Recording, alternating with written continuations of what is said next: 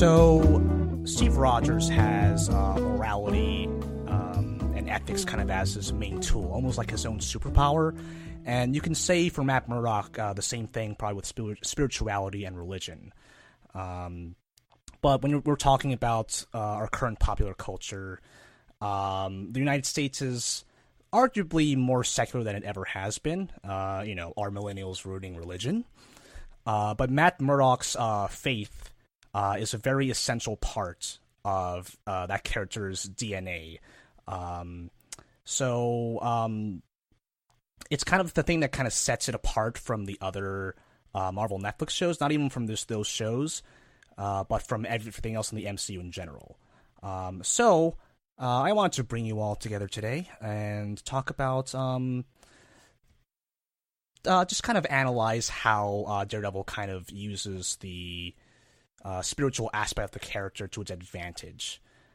So, this is another episode of AP Marvel. I'm Chris Compendio. As always, I have Izzy with me. Hello, Izzy. Hi, Chris. I have Anthony, who's very calm right now. Hi, Chris. And, of course, we have Caleb from Marvel News Desk, of Marvel News Desk fame, let's say. What's up, Caleb? Hey, not much. I'm impressed that I have fame now. I mean, we don't think of it that way, so fame is it's quite a lofty thing for us to have obtained through Marvel News Desk. Hey, is infamy more accurate, you think? Possibly, yeah. We have one or two people that feel very strongly about us on the internet, so. Oh boy. Oh. Yeah. No, you know you've made it on the internet when you're like on someone's hit list. When you have haters. Yeah, exactly. People tweeting angry things at you. Caleb, I think we've completed the trifecta. We had Adam on, we had Rhiannon on, and now we have you on. So, congratulations. Hat trick.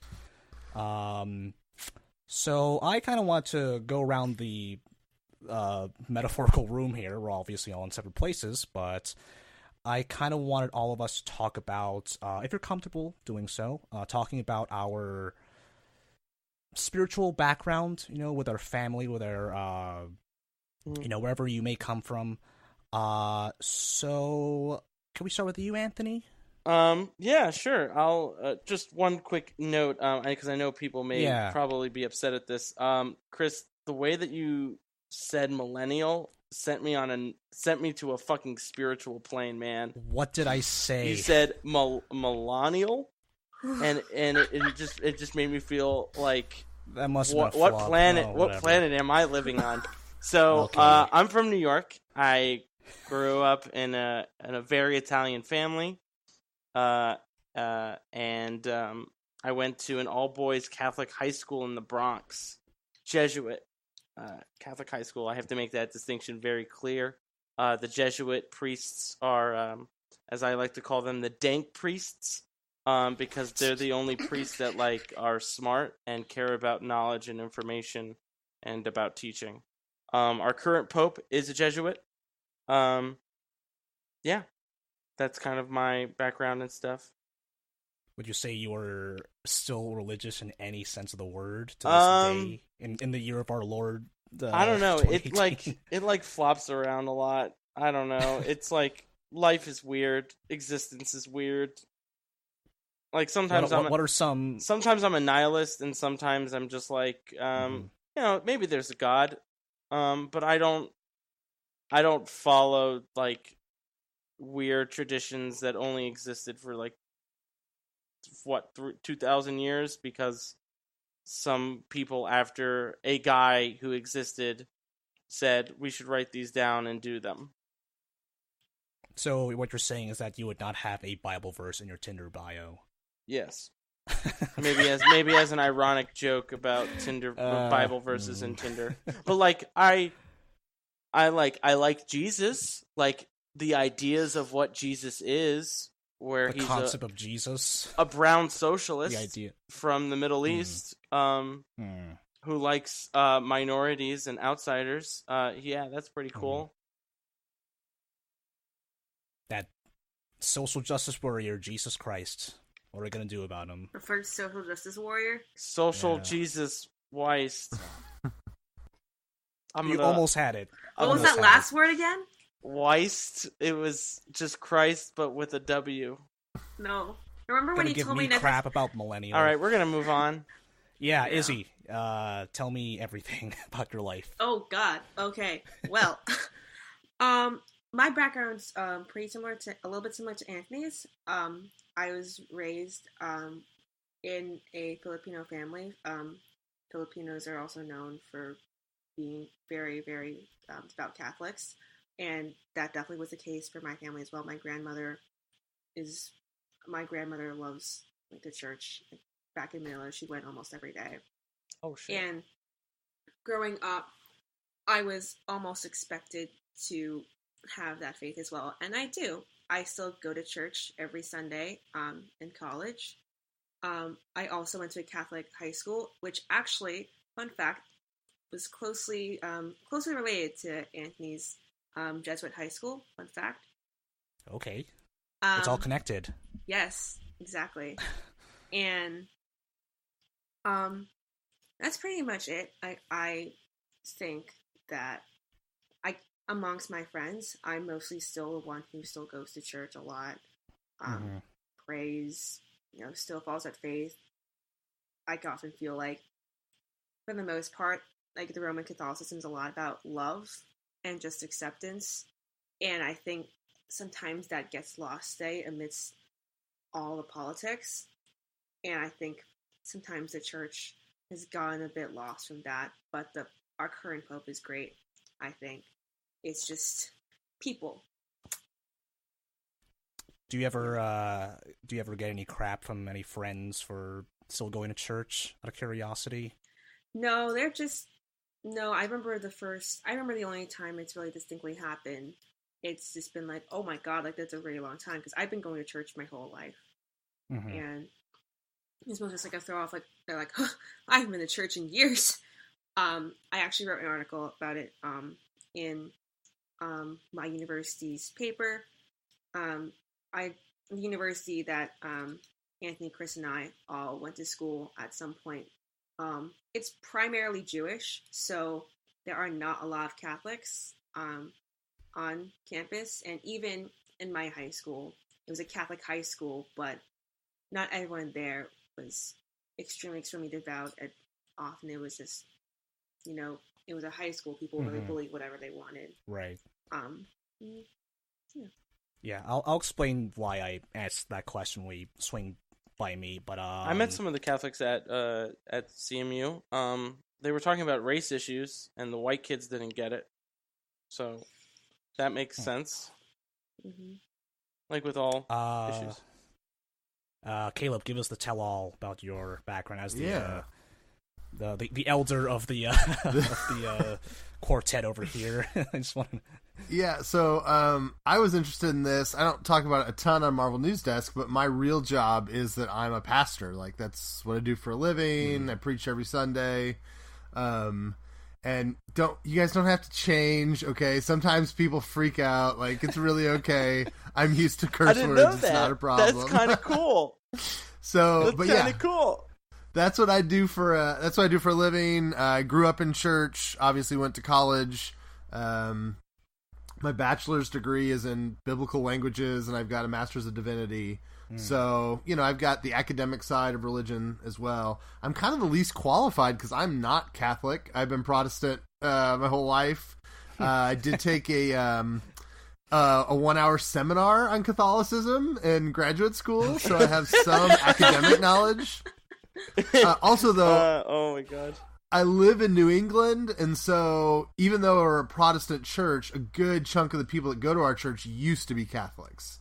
And so we live in a very heavily Catholic place. So most of the people I talk to about religion have some kind of Catholic background as they process it. So hopefully I will have some good fair ways to talk about Catholicism and Daredevil, despite my my Protestantism potentially coming through in the discussion. So. Yeah, thanks for sharing. I guess You gotta. I share my background. Yeah, no, it's time for me to share with the class, but I, too, grew up in a Filipino-American family, so naturally, we were all Roman Catholic. Like I mentioned before we started recording, my family doesn't really go to church anymore. It's really just my grandmother who I still live with my family, so she's actually right across the hallway from me, and she's still she like virtually goes to church like on her iPad and just like watches a video every Sunday because no one will drive her there. But yeah, I went to Sunday school. I went to CCD. And I didn't go to a Catholic school. I went to an all-boys private school where, we had a dress code, but, even though people assumed it was some sort of Catholic school, it was not. In fact, most of the people in my friend circle were pretty hardcore atheists. And they didn't really make fun of me, but, like, whenever they saw, like, a Sunday school book, like, near me, they were, like, kind of... pick it up, they'd be like, oh, what's this propaganda? Like, they're cool or something like that. They loved this one YouTube channel, The Amazing Atheists, and, yeah, right? Yeah, you remember that guy, right? No, that just sounds like a really dumb name for a YouTube channel about atheists. It sounds like a circus act to me, like... The Amazing Like, Atheists! come see us speak about Charles Darwin while walking on a tightrope. Oh, dear God. I remember, I think I revisited that channel somewhat recently, and I think I saw some pretty transphobic content in there. Yeah, so Chris, can I hop in? Or go ahead. You want to finish? Yeah, that was pretty much it. So there's been this new trend of stuff that I've been seeing. So I mean, I don't know if Caleb or Izzy hasn't. I mean, you guys probably haven't really seen this part because you guys are in it. But there's this new switch from like the perspective of just regular Christianity and Christian, like just what Christians are, to new Christians, or that's what I'm calling it, even though they've been there the whole time. So like some of my favorite, one of my favorite people, John Darnielle of the Mountain Goats is one of them. He's of course. he's Christian, but like he still has like very progressive views on things, and is still caring and like uses Christianity as a way to promote loving and caring nature, because that's what it's supposed to be, and that's what it is. And then there, on the flip side, there's this thing that I've noticed called neo-atheism, and as you can see, I use new and neo as a different way. Neo-atheism is atheists who believe in the idea of eugenics, are transphobic, are racist, usually alt-right people who don't necessarily fall into the lines of Christianity, but still take those old, archaic beliefs of Christianity and apply it to atheism. And we're seeing it a lot in different ways. So like anti-PC culture is very much on that front of neo-atheism. This is stuff that I've personally seen. I don't know if it's like a real thing, but this is stuff that I've kind of witnessed and I've discussed with other people about, and they've kind of honestly, that sounds about right. Yeah. So I don't know what you guys' takes on what I said, but that's just kind of like how I'm going into this conversation, especially when we're talking about religion.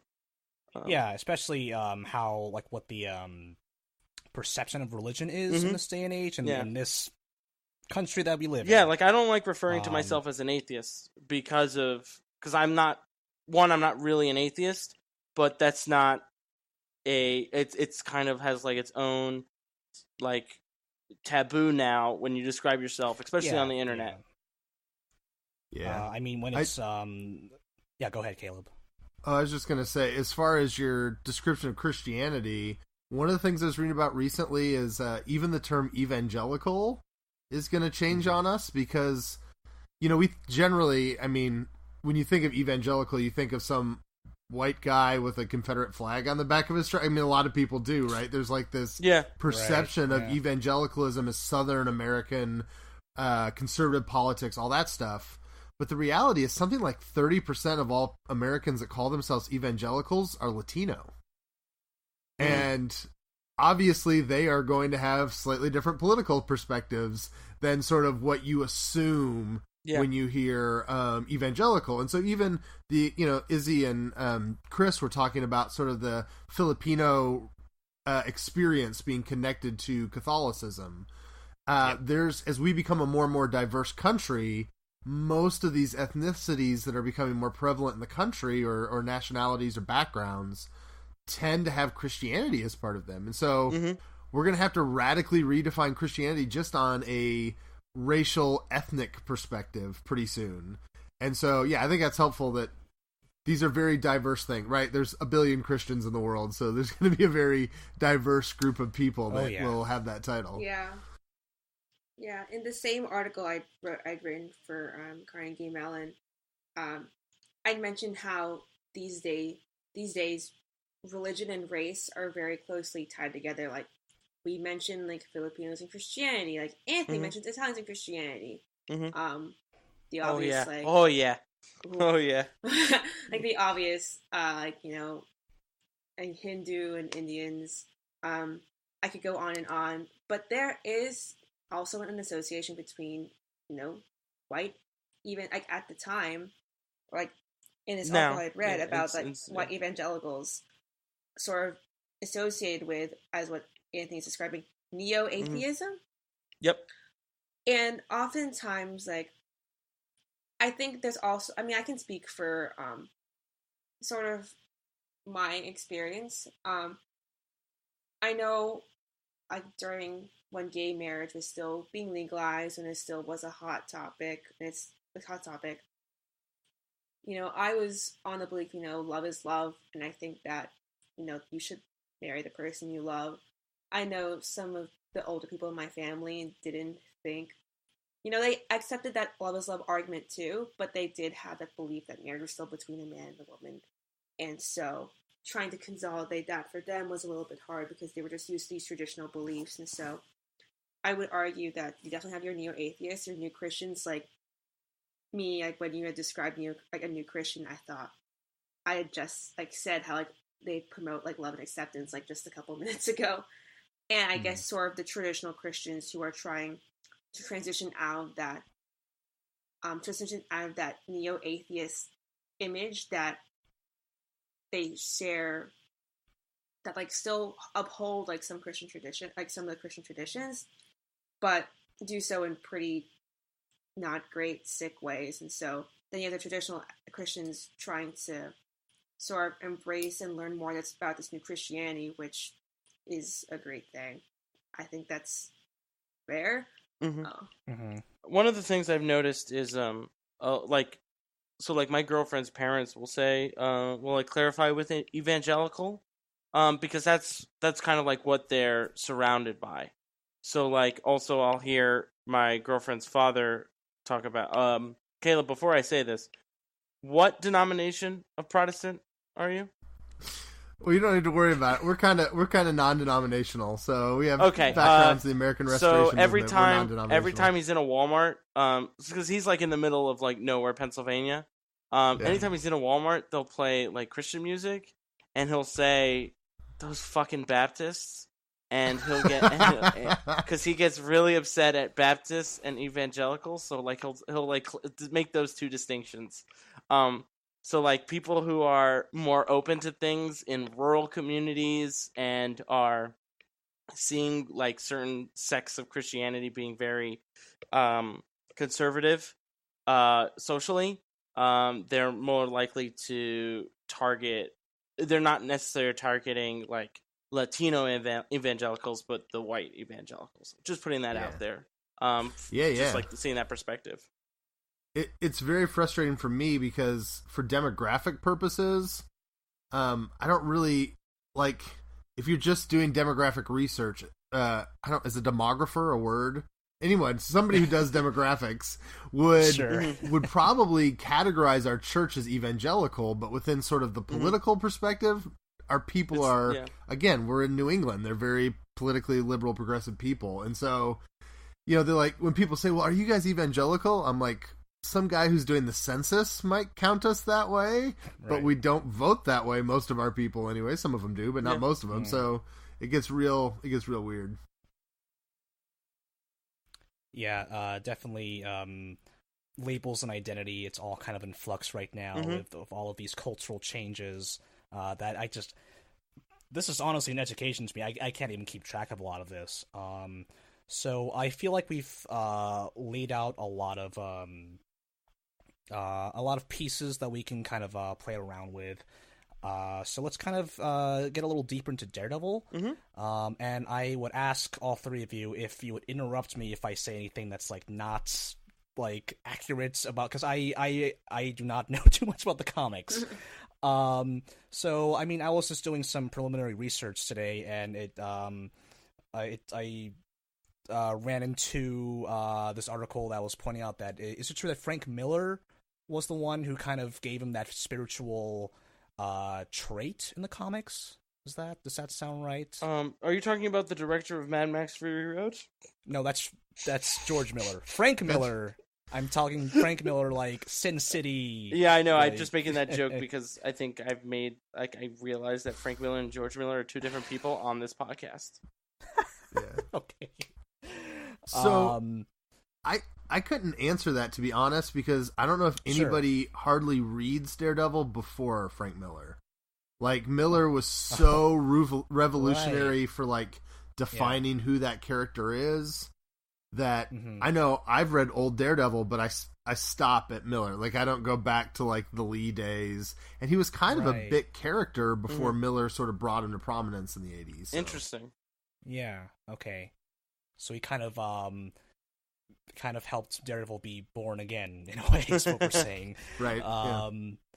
The quote that I found was allegedly Frank Miller said, I decided he needed to be a Catholic because only a Catholic could be a vigilante and an attorney at the same time. That's a really good quote. Yeah. Elaborate.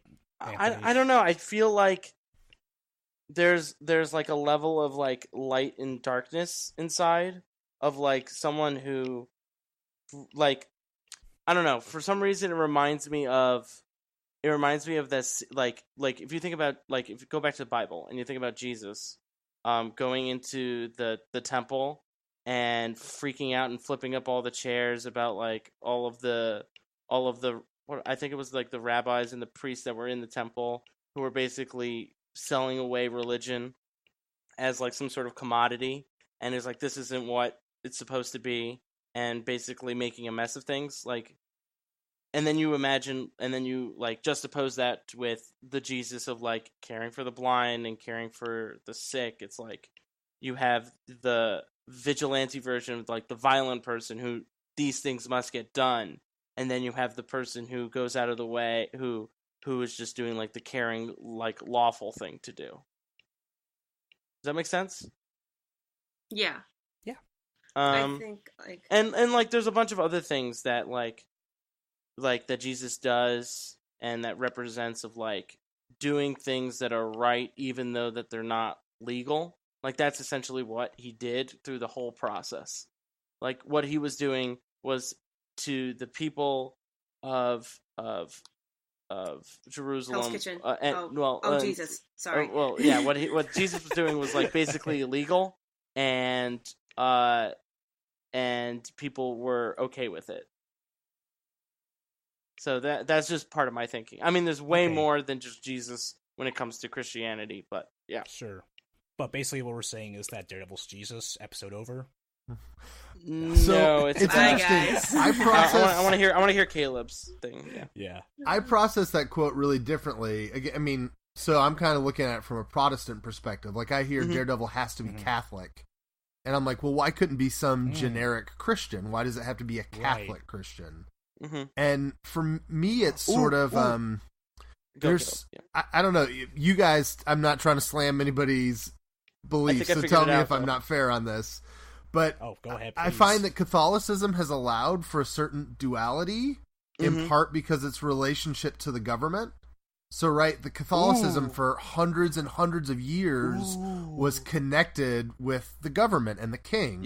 And so if you had to go to war and slit, the Muslims' throats in a crusade, like the Crusades, you went ahead and you did it, and you found a way to do that because the government and the church were the same thing. And so you had to find a way to mentally wash your hands of things that maybe the church wouldn't be comfortable with.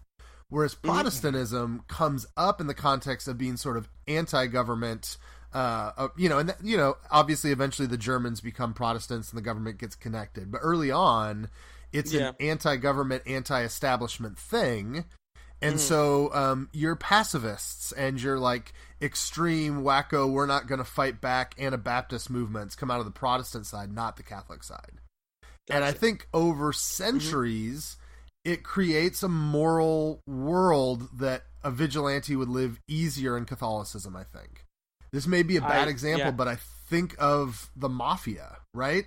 Like the Mafia is a traditionally Catholic organization. How does that work? Well, people will fairly say that it's because they're not being great Catholics, but also that there was something Italian. Within the spirituality of Catholicism that almost allowed them to mentally divorce what I've got to do to get business done and what I do when I'm at the church. Like, I just finished listening through Crimetown about Buddy Cianci and Providence. So if you guys have listened to this podcast, it's great. But they talk about, like, they give clips of the priest doing Mafia member funerals. And there's no weirdness. The priest isn't like, obviously we know he did terrible things. There's like, they somehow even baptize the way that these criminals in Mafia did it, because there's something within the morality there that, your hair on fire evangelical fundamentalists would not allow, that Catholicism has had to find wiggle room over the centuries to allow. I don't know if that's fair, but that's what comes to my mind when I hear Miller. To add to that, one, Italians are, like, I've grown up with Italians my whole life, and I could definitely see that.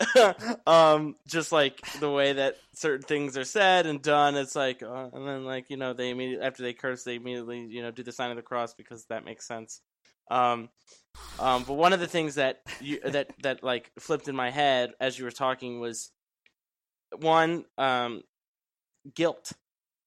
The idea of, like, Irish guilt and Catholic guilt, like that whole stereotype of, like, being immoral at times, but then using your Catholicism to redeem yourself, but also keeping all the bad stuff you do deep down inside.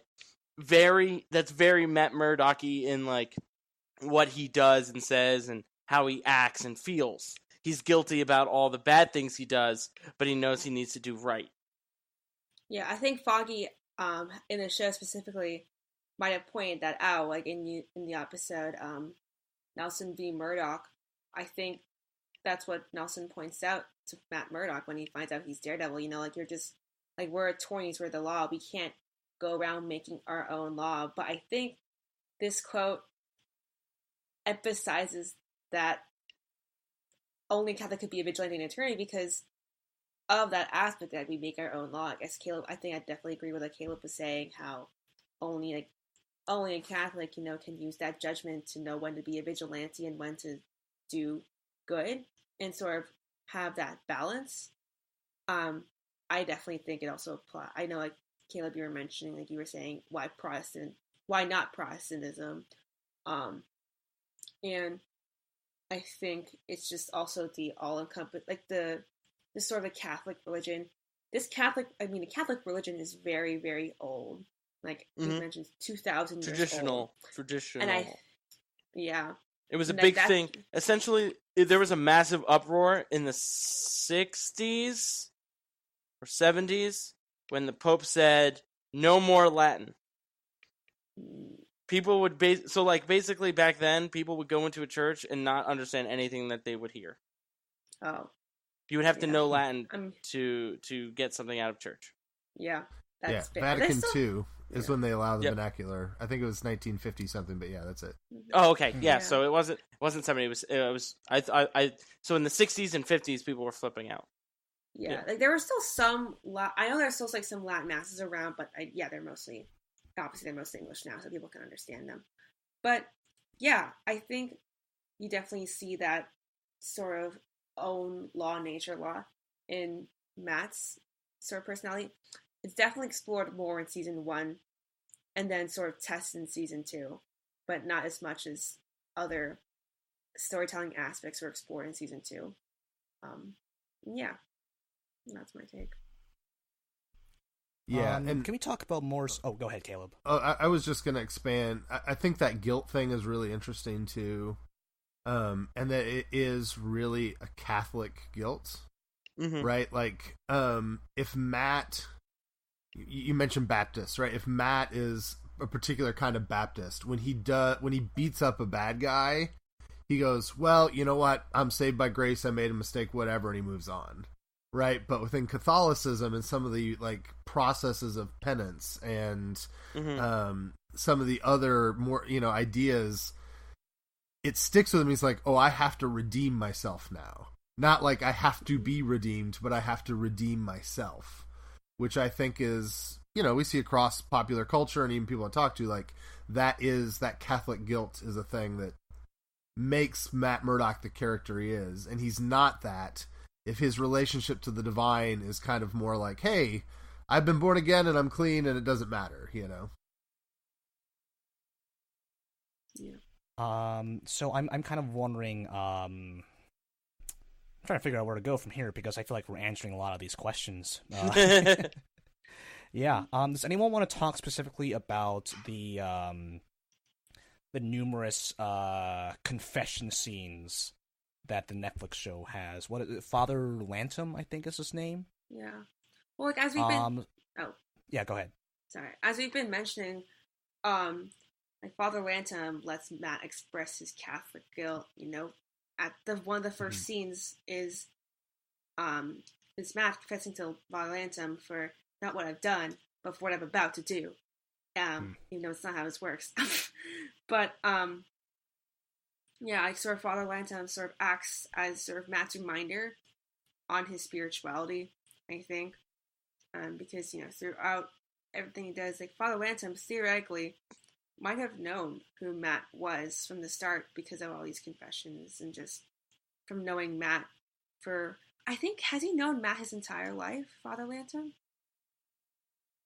I don't Did he know, think so. Battling Jack? Or is that, am I misunderstanding something? So we get the impression that Matt grew up his whole life in this neighborhood, and so it just really comes down to how long he's been the priest there, right? Because if he has had a several decades career, then yeah, he's probably known Matt since he was a little kid. Yeah. Also, they may connect this in season 3. If Father Lantom has a relationship with Sister Maggie, then he's known her. He's known Matt for a real long time. Mm-hmm. Yeah, that's a really good thing to bring up because I hadn't even thought about we haven't even thought about season 3 and how Matt goes back to, where Sister Maggie is. Like, I don't know if it's a nunnery or the convent. It's a noonery. It's a convent. I'm kidding. I'm making a joke. That's not a joke. Okay, it's not good. called that. Lord, it's not called that. So many jokes from Anthony tonight. Shut up. Yeah. Yeah. But yeah, like I'm sorry. No, go ahead. No, I was just gonna mention like the Born Again storyline that Frank Miller has done and how like central. Like it's gonna be pretty central to. I've heard it's gonna be central to Daredevil season 3. So I think it's gonna be really interesting to sort of explore that more. And I hope we explore like Matt's we go more into like Matt's like spirituality in like, season 3 of Daredevil, since that like nunnery aspect. Yeah. When it comes to Father Lantom, I actually do what he does kind of for a living, and I generally hate the way preachers and priests and pastors are written on TV, because they're usually somewhat of a caricature, and it's usually, maybe this is a wrong assumption, but I assume that most of these Hollywood writers are not actually going to church regularly, and so they're like creating like a cartoon instead of like something they experience. The best I have ever seen somebody do a pastor on TV is the scene about is the devil real? I think it's episode 9 of season 1. Right. Where Murdock says, do you think the devil is a real person, a real entity?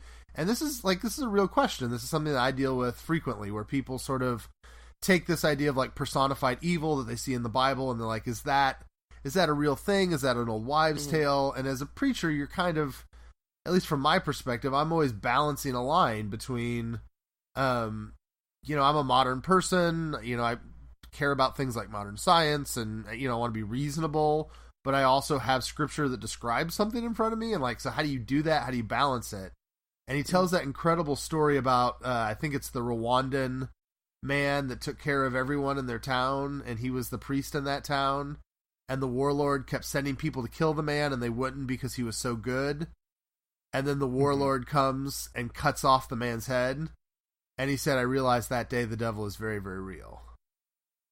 I would love, that's a kind of way that I would address a question like that. Right. Because it says, the world still has metaphysical dualism. There is still good and evil. There are nasty, destructive, destroying things in our world.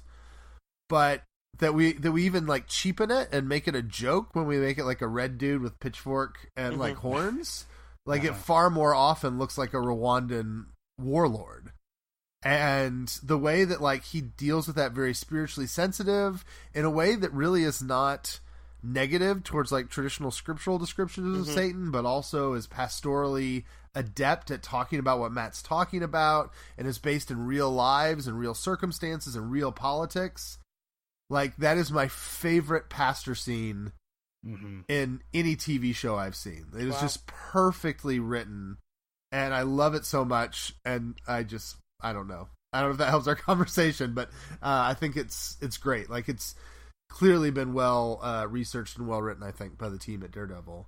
And it hits to Matt's character, this idea of the evil kind of inside him, and that he sees the world as good and bad, and that he's got to contribute to that. And even the irony of the Catholic guy wearing a devil suit, right? That's so beautiful and rich and fun. Would that be a thing that they would address pre-Frank Miller then? The fact that he is dressed up like a devil, or is it just because it's kind of playing with the thematic part of that, how certain interpretations of Batman, he dresses up like a bat because that was his fear. That was kind of the Chris Nolan version. So does the show, and I guess I guess the comic as well, does it ever kind of address the mask that he wears, why he chose to embrace that name, the Devils of Hell's Kitchen? Does anyone have any thoughts on that?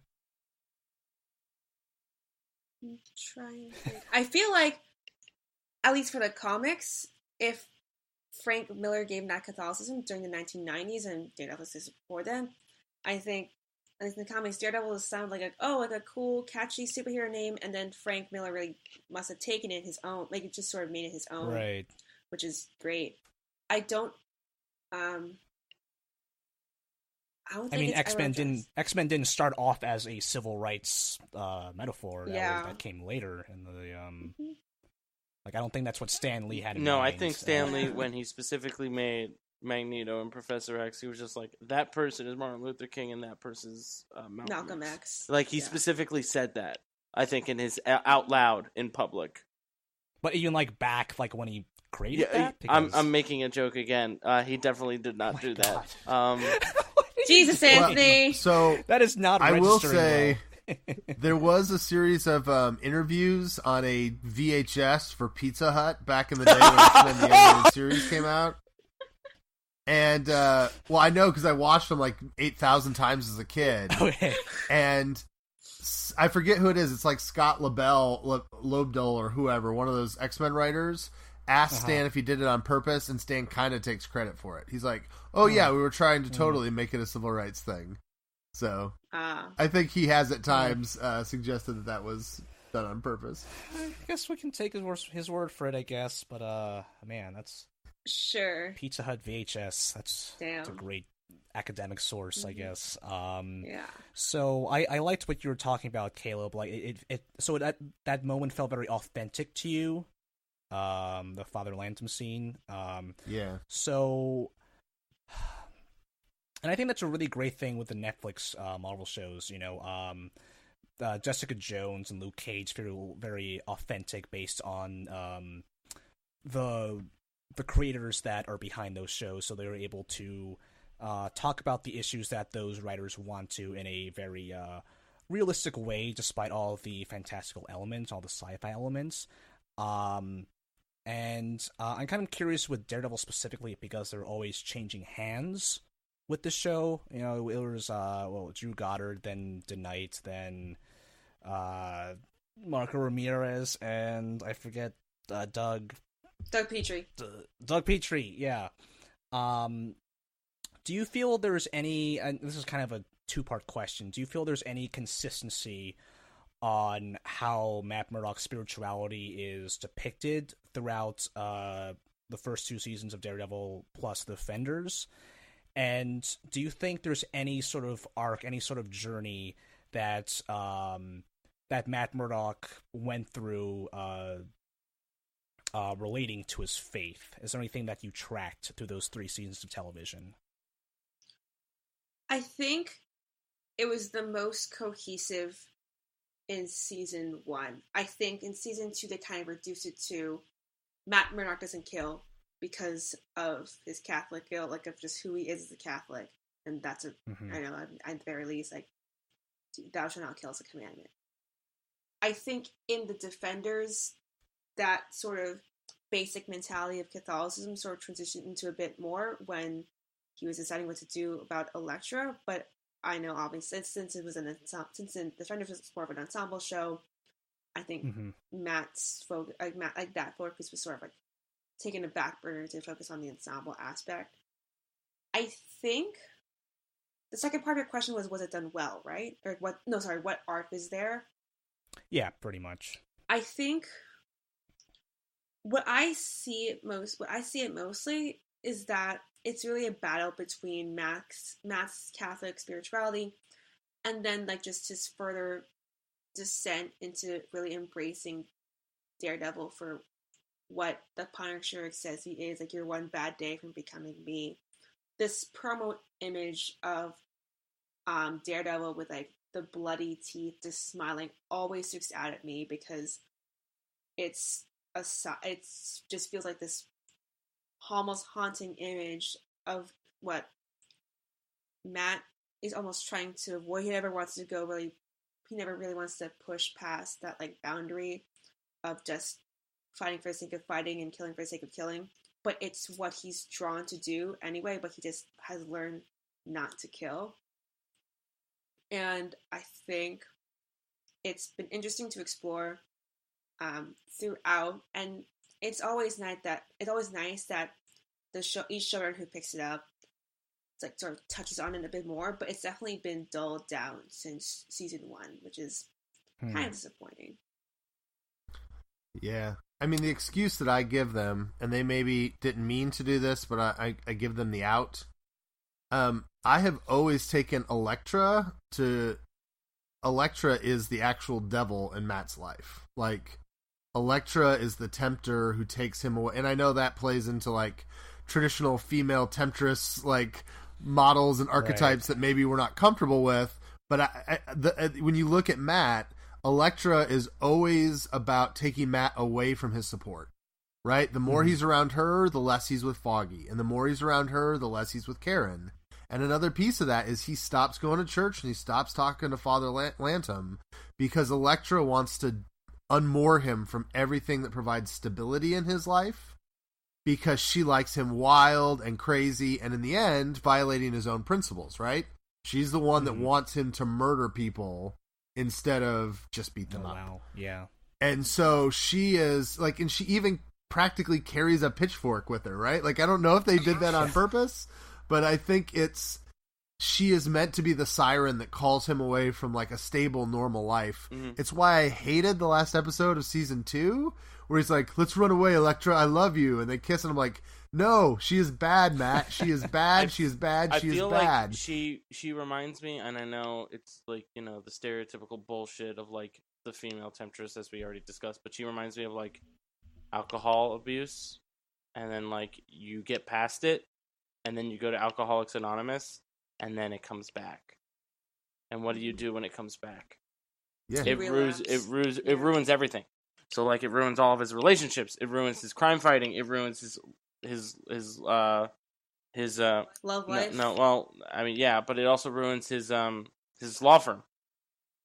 It ruins everything, which I think is like, and eventually it makes him suicidal, right? I mean, that's the end of Defenders.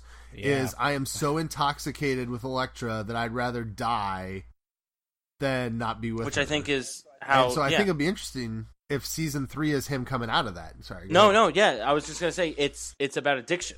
Elektra is like an addiction, and it's about experiencing addiction and what happens when you go through addiction, which is interesting. And I think this is a very important piece of how, as we were talking about earlier with season 3, religion is incredibly important for people that have gone through addiction. We hear stories of people that come out of jail being more infantilized by religion. We hear people who are like, oh, I was addicted. I went through Alcoholics Anonymous. I was on opioids for a while, and then I found God or something like that. And then they turning a whole new leaf, and applying that to Matt's story can be very, very interesting. Like what happens when someone escapes the addiction for good? Yeah, particularly when it's nuns who are bringing him back to health. You know. Yeah. Yeah. That all sounds good in theory. I think my worry is that, and you pointed it out, Caleb. Like that last episode of season 2, it seemed to almost basically ignore the idea that you'd think the writers themselves are setting up. But the fact that like she is the black sky, like she is whatever the heck that means, even. But almost like this, it's just like this demonic force in the Defenders almost. So that's kind of why I was just kind of flabbergasted by that Defenders ending, and the fact that there's going to be yet another new showrunner for season 3 makes me wonder: are they going to pick up on that arc? Or is it just going to be kind of like another misfire like the end of season 2? And it's there's not really much point in us really speculating because we don't know what they have cooked up. Yeah. They're already filming the damn thing, so like it's too late for them to make any changes. So I'm kind of wondering how, going back to the idea of like identity and perception, do you feel that there are people who say are interested in watching this, just another Marvel show, the action looks pretty good, but being turned off by the Catholic aspect of the show, or could you see them like rolling their eyes at it, maybe being turned off from the show entirely? And adding to that, do you think there's anything that people watching this could learn from watching this show? Is there anything that the fact that we're kind of saying that a lot of the scenes depicting Catholicism in this show are authentic, could people learn anything? Could the show impart anything about Catholicism to young, edgy, millennial atheists? I remember when the first show. I remember when the first season came out. Yeah. It was obviously very well reviewed, lauded, praised, and when I remember watching for the first time, and then the Catholicism was a surprise to me. Like I just didn't know that about his character.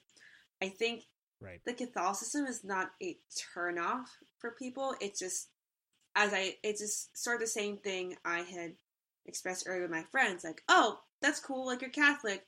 Oh, like, I didn't know you've been going to church for like your whole life. That's like, wow, damn. It just I feel like the vibe is just that, because I mean, when I first watched it, I didn't really know until like I'd watched the show, and so I think it's been taken more low key, and like it hasn't also turned any people off, because I mean, most of what you remember of Daredevil like is that like hallway scene and the cool action and how it was really Marvel's first dark gritty show. Like there's other aspects of it that are overshadowing the religion, which makes sense because it was Marvel's first Netflix show. I think that, like, if like a young, edgy millennial viewer were to look, to quote your words, were to look deeper into that spiritual aspect, I think they could find something. Like, just looking at Matt's spirituality, I feel like most millennials aren't Catholic. But I think sort of Matt's mindset and how Catholicism has really guided his life and choices throughout the show, and sort of him relapsing with Elektra and all the relationships he has. I think in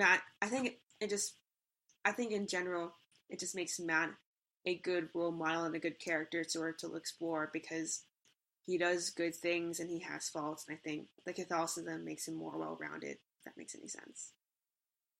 Yeah, and he goes through moral dilemmas. He goes through ethical struggles, which I think adds a bit of realism to that. And like we said, like Father Lantom isn't like some Bible thumping caricature. So any other additional thoughts on that, Anthony or Caleb? I mean, I think first of all, I think it might actually, when you look at like the population, like I looked this up before the episode because we talk about it, like 7 out of 10 Americans still identify as a Christian, and 1 out of 5 Americans identifies as a Catholic. And so in a way that could help it. If anything, like from my perspective, the MCU is a surprisingly religionless place. Yeah. Like the amount of characters that never mention God in any way, shape, or form is actually kind of weird if they were an average cross section of the world. That's true. Yeah. And so I think that could be helpful. Were you gonna say something, Izzy? I was gonna make a joke. What about the Korean Church of Thor?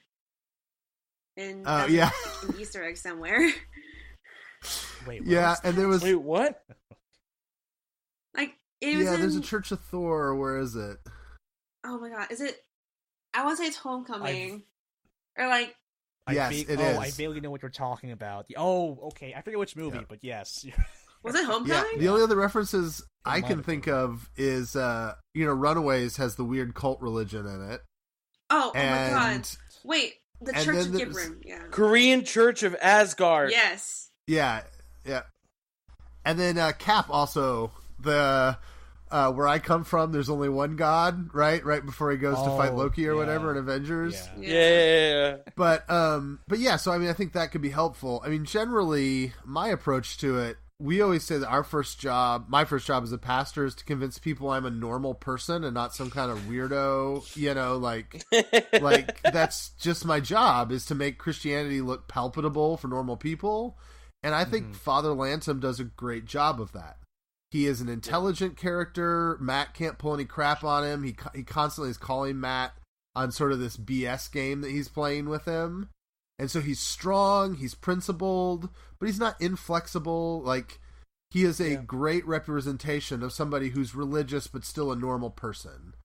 And so often in the media, pastors are either like pedophiles or Ned Flanders. Like, those are kind of like the options, Right. And so I think it's only a good thing to have a Father Lantom that's like a respectable stand-up guy that you'd actually want talking to you and sharing life with you, To add to that, I feel like,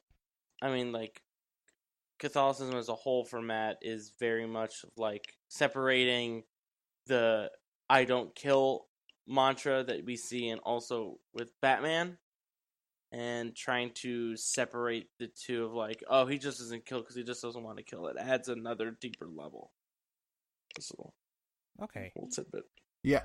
I actually wanted to talk about this. I might go on a quick tangent. Oh, please do. I find really interesting that the Catholic Church is the most consistently pro-life organization in America. And by that, I don't just mean on abortion. The Catholic Church is one of the few entities that say we're against abortion, we're against doctor-assisted suicide, but we're also against capital punishment, and we're also against generally against war and against terrorism, right? Like the Catholic Church has a position that doesn't neatly fit into political circles because they say death by lethal injection is bad and abortion is bad because they both end lives. And I don't think it's a mistake that Matt is the MCU character who won't... Because Captain America is old school morality, but Captain America will put a bullet in your skull, you know? But Matt has... It's like that mantra of we don't think death is ever okay. Like, I feel like that was one of the places his Catholicism really enforces his choices as a character. That'd be so easy to look over if you don't know a little more about sort of the philosophical background. I mean, this is, frankly, it goes down to the contraception thing for for Catholics, you know, like even that is sort of this extreme pro-life perspective. And I think it's interesting that comes out in Matt's unwillingness to kill someone. And like, it's interesting on top of that, because I see a lot of Catholics who are very pro-war, very like pro like death penalty, pro capital punishment, pro violence, pro a lot of things, and like seeing that in Matt is kind of like what I imagine it would be like if people actually like gave a shit. That's what it would be like, but I don't see that in reality. Matt Murdock is your fantasy ideal Catholic, is what you're saying? No, that is not what I'm saying. Please don't quote me on that. Okay. Yeah, I'm very curious because I feel like all of the Marvel Netflix shows, like maybe not Iron Fist, but we can talk about that later, has a very distinct identity to it, and I keep questioning if spirituality is kind of like the quote unquote thing for Daredevil, the same way, you know, Jessica Jones deals with, you know, PTSD and sexual consent, not even just sexual, but just consent in general. And you know, Luke Cage talks a lot about race relations and the relationship with the police and related matters. But you know, Daredevil isn't like I wouldn't say that religion is hard coded into Daredevil the same way, like, I don't know, a Dan Brown novel, or I mentioned that because I actually saw the Da Vinci Code film for the first time a couple months ago, and it was a ride. What? You never saw it? No, I didn't know. I told that to a friend of mine. And it is an interesting movie. That is all I will say. Yeah, that's like the most neutral thing you've said. Is Ian McKellen's the bad guy, right? Yeah. Spoilers for the Da Vinci Code, I guess. Wait, I forget that Ian McKellen is in the movie to begin with. Is, yeah. So yeah, this has been really interesting to listen to, and I'm kind of throwing myself under the bus because I felt like I am like the least equipped to talk about all of this. I feel like I've been learning a lot from the three of you, honestly. And I just kind of like been letting the conversation go on autopilot. So yeah, I guess I wanted to say thanks for all your perspectives. Is there anything else that I might have missed that you think is relevant? Any other tangents that the three of you want to go on? Speak now or forever hold your peace, I guess. Just to follow up on that, like, what's the hook of Daredevil, so to speak, compared to the other shows? To me, Daredevil's all about ethics, which, I don't know, is not as specific or interesting a thing maybe as the others. But, you know, like, this is the debate between Daredevil and Kingpin. It's the debate between Daredevil and Elektra. The debate between Daredevil and Punisher is... The Good Samaritan. Yeah. Exactly. Right. How do you ethically handle life? And what I love about Matt is always asking himself three questions at once. What's legal, what's just, and what's righteous? Ooh. And the fact that those aren't always the same thing. And like, particularly for someone like myself who is religious, I'm constantly looking at this, right? Like, I don't know, you can pull anything out. Like, you pull out Harvey Weinstein, just to throw out something random, right? Like, from a justice perspective, what is he legally culpable for and what's he not? From a justice perspective, what does he deserve and what does he not deserve? Mm-hmm. And then there's like the Christian perspective is how do we treat someone like that? And if you believe in redemption, is that valuable? Like, is there a desire to redeem someone even if they've done really, really terrible things? And what's great about Matt is that all three of those things are going on in his brain at once. And with every punch, he's having to, like, the lawyer and the Catholic and the vigilante are fighting with one another about what to do. And that makes for incredible internal conflict. I mean, I remember us talking back on the MCU Exchange message boards once. Mm-hmm. We were talking with Doug Herring. Yeah. And I remember Doug kind of saying he was a Punisher guy because he's like, some people are just irredeemable and deserve to die. And I was, like my pastor hat was kicking in. I'm like, no, there's no such thing as irredeemable. Right. Mm-hmm. Like anybody can find a way to come back. But that's a very deep-held personal conviction. Yeah. And it's one that Matt has, and it's one that makes his treatment of the Kingpin. Like, if Matt is any other hero in the MCU, Kingpin dies in that alley. Mm-hmm. Yeah. But he doesn't for Daredevil, because Daredevil can see him, and he realizes that him and Kingpin are having an ethical disagreement about common causes. And that gives the show a complexity that's way more interesting than most of the other conflicts in the MCU, I think. Yeah. No, I kind of summing it up with those three questions, I think is really interesting, because when you talk about things like, Harvey Weinstein, for example, and all the related incidents that are still continuing to this day, I feel like people, when they're arguing, when they're having the discourse about those incidents, they're always seeing it from one of those three perspectives and never all three of them, and that's kind of where people kind of clash. Yeah. Because everyone kind of prioritizes one over the other. So I think that's a really fascinating way to kind of add a little more texture to the phrase spirituality is Daredevil's superpower. The fact that he can kind of see it from those perspectives. Daredevil can harness the power of the Holy Spirit and bless his I think it's a good place to close I think you're talking about Bible Man. Yeah. There is a superhero named Bible Man. I believe it's played by Adam West. I'm not joking. You can Google this. They sell them at Christian bookstores. Adam West is Bible Man. Wasn't there like some new? Oh my god! Bible Man, oh my an American god! Christian It is real real. children's series created by Willie Ames that ran from 1995 to 2010. Okay. Yeah. The fuck? Yeah. Oh boy. Bible Man. He's got like a full mask and everything. He's got like a suit. Oh my god! Oh, Bible Man. Oh. Meet the Bible Man team. I think we should stop there. Horrific. This is horrific. Boy, I wanted to mention, wasn't there... He has a lightsaber.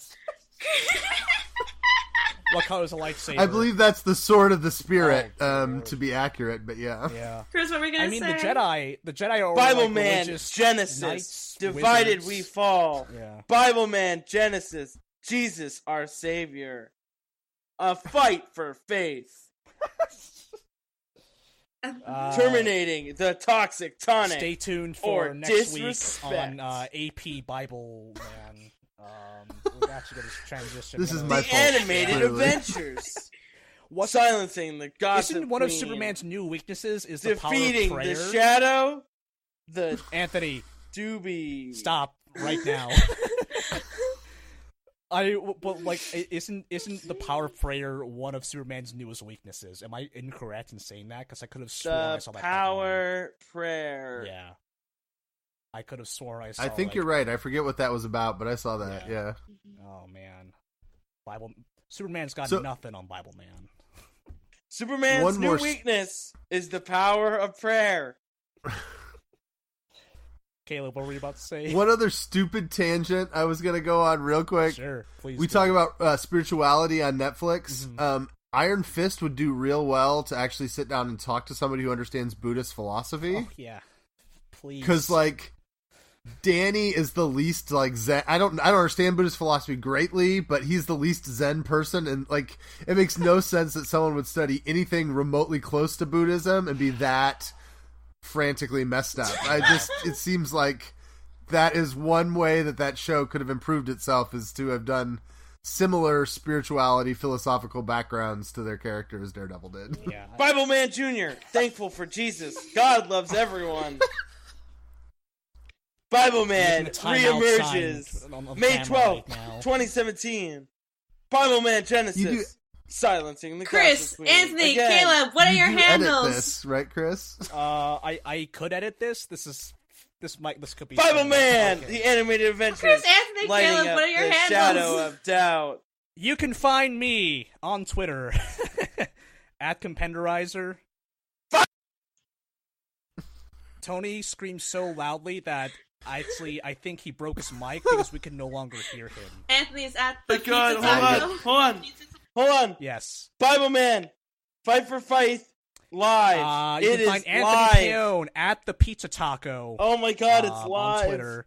How do Izzy, they where do can they a find live you on episode Twitter? You can this? find me at Deliralyn. Okay. Yeah. And Caleb, where can people find you on the social media?